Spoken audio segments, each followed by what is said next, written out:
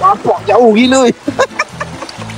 Hari ni cerita dia begini, Oppo Malaysia ada bagi satu phone kat aku ni.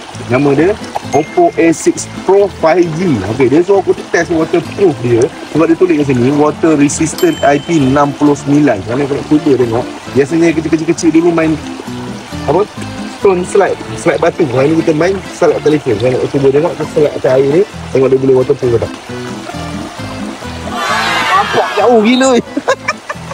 Oppo A6 ni pun dia cakap dia menggunakan skrin AMOLED 120Hz. Jadi bawah matahari kau tengok video pun dia akan jadi nampak smooth, cantik je. Dia takkan ada sila-sila ataupun putih-putih apa semua. Dia kau boleh tengok video dengan lebih selesa, lebih cantik, lebih clear. Jadi inilah power waterproof, tengok IP69 dia boleh tengok video dalam air lagi tanpa ada masalah apa-apa. Dan juga dia claim dia certified smooth for 60 months. Iaitu 5 tahun phone ni pun smooth macam baru lagi. Dan dia ni menggunakan 6500 mAh punya bateri daripada pagi aku pakai sampai sekarang pun ada 44% lagi bateri life dia. Dan juga dia menggunakan 80 watt punya VOOC fast charging.